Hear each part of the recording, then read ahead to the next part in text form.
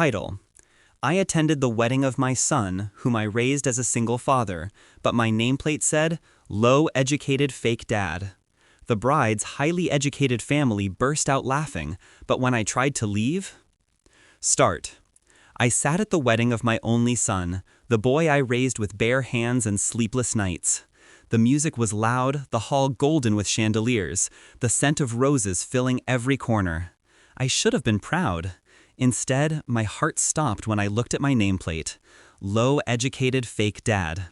Not my name, not his father, just those 4 words etched in neat black ink, mocking me. The bride's family burst into laughter, a ripple of polished suits and silk saris sneering in unison. Even the priest smirked. My throat burned, my chest tightened. I wanted to vanish. I stood, ready to walk out, my dignity bleeding out onto their marble floor. But then, my son who had shared my bread when we had none, grabbed my hand. "Dad, let's go home," he whispered, his voice cracked. That night I didn't sleep. I replayed every year I had worked 2 jobs to pay his tuition, every shirt I had patched, every birthday candle I had lit with trembling hands. And yet, when his bride's family looked at me, they saw nothing but dirt under their shoes. My son saw it too, though he pretended not to. But blood has memory. I wasn't leaving broken. No, this was the beginning. I raised him alone. His mother left when he was 2. He was all I had.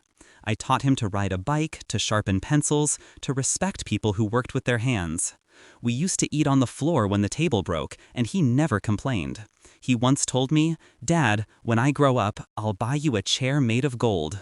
But gold rusts quickly in the presence of greed. When he met her, I saw the change.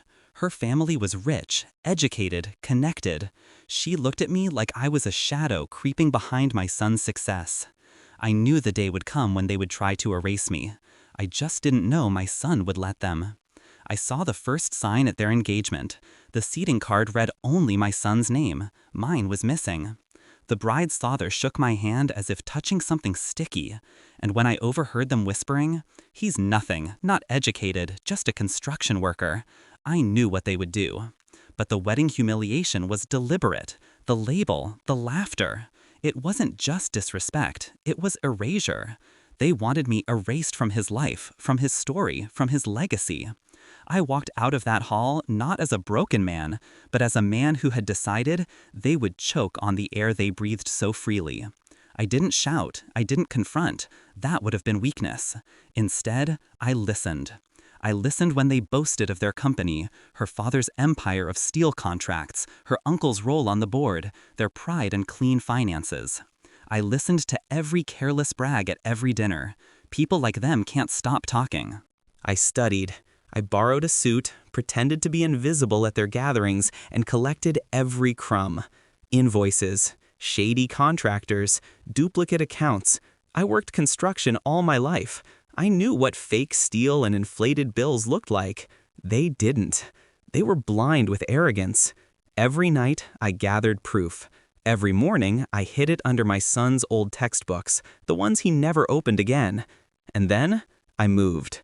I filed the documents anonymously to the regulatory board.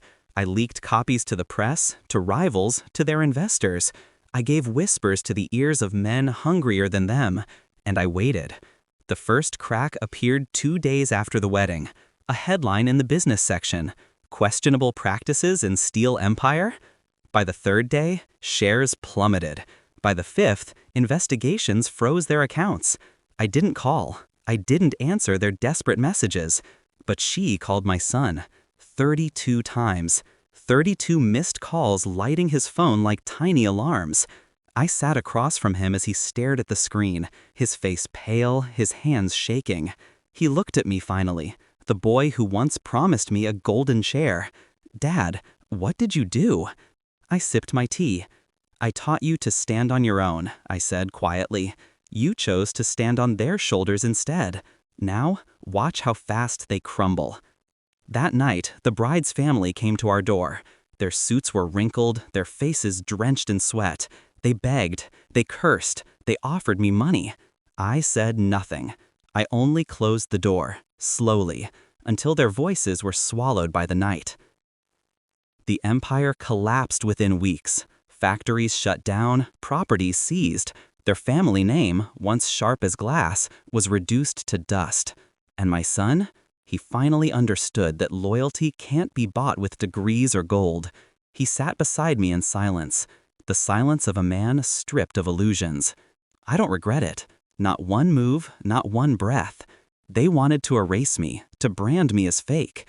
Now, their own signatures are the forgeries, their contracts the lies, their empire the fraud. And me?